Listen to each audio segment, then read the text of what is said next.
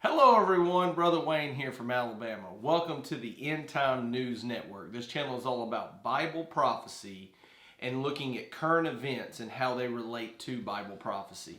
Well, today I have some special updates I want to share with you. But let's jump right in here to the verse of the day and give you a second. We're going to be in Jeremiah 49, chapter 49 today. And this is very, very important with what is going on in the world today. Very, very, very important. So let's start here with verse 36.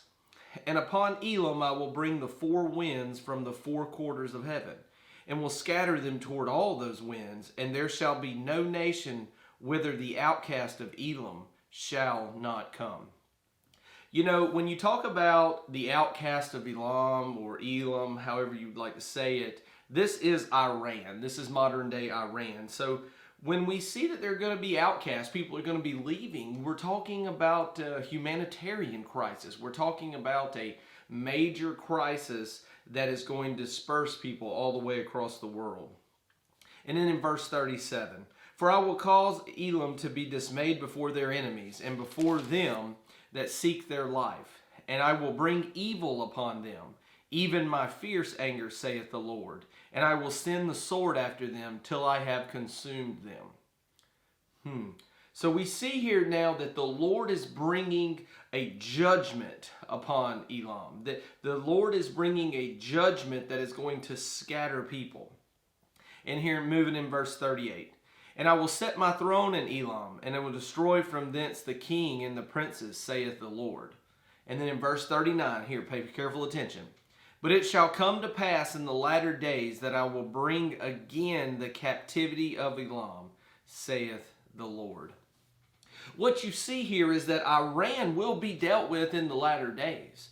Iran will be brought back to where their people are going to scatter across the world. What could happen that would cause the people to scatter?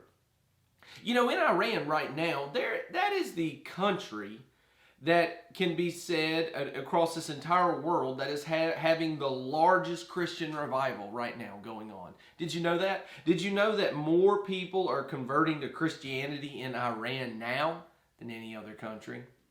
It's kind of neat there. So how does that apply to biblical prophecy and then current events? Well, let's see what's happening here, because this could very well be getting close to taking place. But before we get into that current event, let's start with the earthquakes. We always look at the earthquakes because Matthew chapter 24, earthquakes in diverse places. And if you follow along on this channel, one of the things that we look at is how the earthquakes are going to be ticking up. And as you can see right now, there's been 43 earthquakes of 2.5 or greater.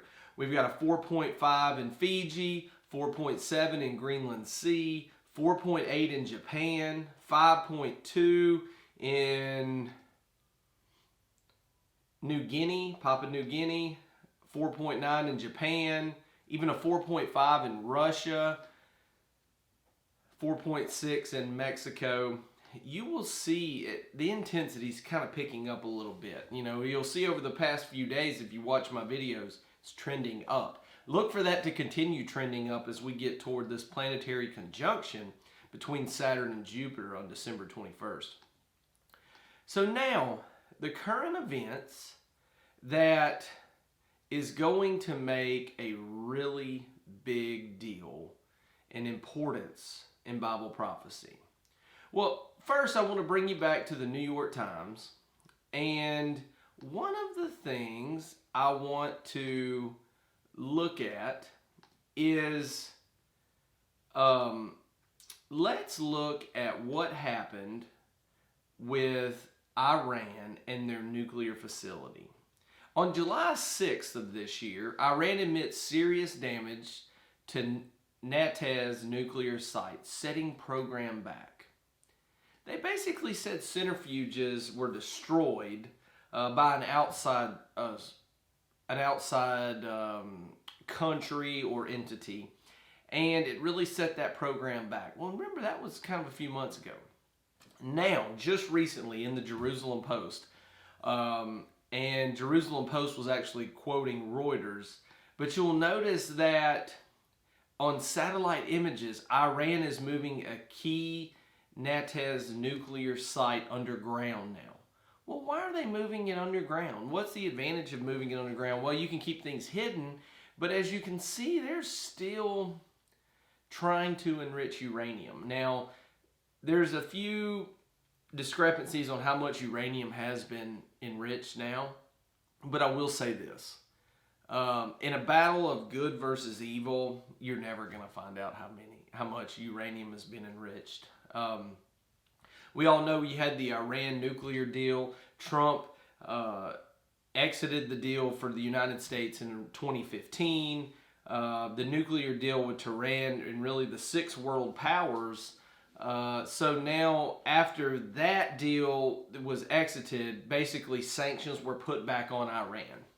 And then the other 5 countries in it, you've got Russia, you've got China, you've got France, you've got Germany, and the UK, Great Britain, are still now saying they want to support this deal again. And now, if you follow United States politics any, Joe Biden is now saying he wants to basically revigorate this deal. He wants this deal to come back to life. And, well, could have a problem, right? You know, Iran seeks the destruction of Israel, but they also really don't lose focus of this. They also want to destroy Saudi Arabia. And why? Because it's the Muslim world. It's the Muslim battle for religious supremacy based upon, you know, Mecca being in Saudi Arabia, Iran. You know, you've got a radical side, a radical regime versus a more tolerant, a more kind of say a regime that really wants to associate and make the world a better place. So when you kind of see that, and you see that they are trying to talk about coming back into this deal, you know, Iran admitted that, you know, during the old deal, they kicked the investigators out that were going to determine how much uranium was enriched. And when they do that, you kind of feel like they're hiding something, right? You feel like something's kind of not on the up and up. And I say all that to get to this. Man is not going to be able to solve the Iranian nuclear and uranium crisis. They're not going to. It is going to be solved by God. That is what Bible prophecy tells us. And if you see these things in the news, don't fret. Don't think that the end is coming with this. God clearly states He is going to take care of Iran. Enough to where He will scatter the Iranian people to all countries across the world, according to Jeremiah chapter 49. Well, let's look at a couple other news topics here that is very, very important. In case you just missed it, really right hot off the press, literally 15, 20 minutes ago, Mike Pence and his wife got the COVID vaccines on live TV. Now, I will say that I'm happy that they're getting the COVID vaccines. Now, I know that people are going to come up and they're going to say, you know, how do you know that's exactly what they received in the syringe or in the needle? You don't. You know, don't think that it is. But I will say this, that some things are true, some things are not true. But we see that they're trying to bring public confidence to this vaccine. Now, if you followed along on this channel, I've told you that you're going to see more of this. And actually, I look for maybe even possibly President Trump getting it, or some of his family getting it. This will not be the last person in our government to get this. But what you will see is that they're calling it a medical miracle. But I will say that let's just wait and see. You know, as for me and my family, I kind of keep my opinions about it. You know, whether or not we're going to get it, you know, kind of as an off topic. But I will say that seeing more people get it and seeing the effects of it kind of gives you enough data points to just kind of analyze and make that decision for yourself. But I would encourage you that you have to make that decision on what's best for you and for your family. And I would strongly encourage you to pray about it, and wherever the Lord leads you, then that would be the way to go. Also, in the times of Israel, one of the very important things I really wanted to point out is that I mentioned yesterday about Benjamin Netanyahu and Benny Gantz and Israel and the government, and really kind of going back and forth and trying to prevent this fourth election. Well, we've talked a little bit about how when the fourth election, if it was coming to pass, then it doesn't seem that if you can't get it right the first 3 times, why do you think you're going to get it right the 4th time, right? It seems like they're just kind of in a stalemate. You know, they're moving their chess pieces back and forth, and eventually it's going to come to a checkmate. But right now they're just kind of going back and forth. You know, it's like the game of checkers where everybody's crowned and you're moving places around, and you can go forward and you can go back and you can go every direction, but you know that eventually you're going to get cornered and eventually something's going to happen. But as of right now, I will say that they're trying to have last-minute efforts to try to keep this coalition alive, and the elections still haven't been avoided, and there's still no resolution, and we'll definitely keep you updated on that. But as you focus on that and look to that, I will say that pray for the nation of Israel, pray for Benny Gantz, pray for Benjamin Netanyahu, and that the Lord will lead them and guide them and direct them and give them his wisdom, because, you know, the world needs a stable Israel for many, many reasons. Israel's the apple of God's eye, and the world needs Israel to be on top of their game. The world needs America to be on top of their game as well. And when you see both countries struggling, we know that the only way that they're going to come back and be resurrected and kind of overcome this evil is through prayer and by the power of Jesus. So now kind of moving forward into Jerusalem Post, one of the things that I've mentioned on the Ezekiel 38 war that's really kind of setting the stage when Iran and Turkey and Russia invade Israel from the north is that you're going to start seeing more and more of these kind of skirmishes between, you know, Saudi Arabia, Iran. You know, you might even see some Saudi Arabia, Russia, some Saudi Arabia and Turkey kind of moving forward. And I do think you're going to see a little bit, because when you talk about Saudi Arabia, you still are talking about a United States ally, an ally with Israel. And Saudi Arabia and Israel, they have not formally announced normalization, but it's coming. I mean, it's coming. It's like kind of the world's worst kept secret, but you see it coming. But there has to be a lot of things to go in place, because, you know, when you talk about you know, Muslims and the Jewish people making ties, it's going to be tough. And that is why you start seeing these other Arab countries having normalization ties with Israel to kind of form that coalition. And what you will see is that the last one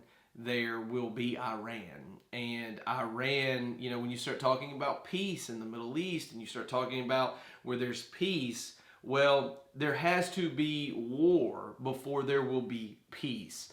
And this is kind of setting the stage that you're going to see stages of peace, but then you're also going to have that war that will allow and usher in the Antichrist. But from the Jerusalem Post, Saudi-led coalition destroys Iranian-made mine in Red Sea. Well, this happened on Friday, and this is just, you know, kind of think about this as symptoms of the cold. You see these, and most people just kind of gloss over this and not really think about it and focus on it. But when you see this happening, you know that something's going on, right? There's a much bigger picture, and start paying attention to these little skirmishes, because these types of events, this could have went really, really wrong in a hurry, right? And, you know, I'm not saying we know all the details right now, but we see that anytime you have a Iranian-made mine, and it could potentially have caused some destruction on a Saudi-led coalition, the chances there for something to go wrong is obviously very high. And over in the Middle East, it really is getting very, very tight. And, you know, one wrong move, and we're really kind of worried that something could break out in a hurry.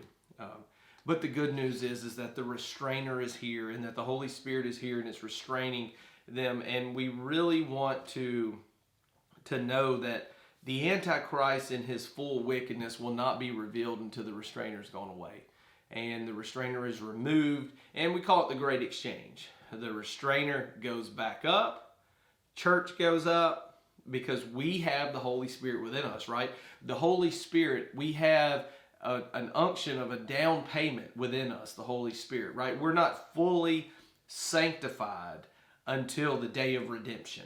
And it's a process. And so, you know, that's why when we meet our Maker in the air, we're changed, right? We can't bring all the sickness and the disease and the sin and just the bad flesh with us, right? We have to be transformed before we go meet our Maker in the air. And it's coming. It's coming very, very soon. So I would strongly encourage you that if you do not know your Lord and Savior is Jesus Christ, today is the day of salvation. And, you know, pay attention to what's going on in the world. Do not have a blind eye, because at any moment, Jesus Christ could call us home. And I really want to share that with you today. Just some events that we've been talking about and kind of following all week is really starting to come into play. If we have any major breaking news over the weekend, we'll talk about it. But, you know, Lord willing, I'll be back with you on Monday for a world news update as it relates to Bible prophecy here on the End Time News Network. Well, my time is up. I thank you for yours. Once again, this is Brother Wayne from Alabama, and I'll see you soon. You have a great day.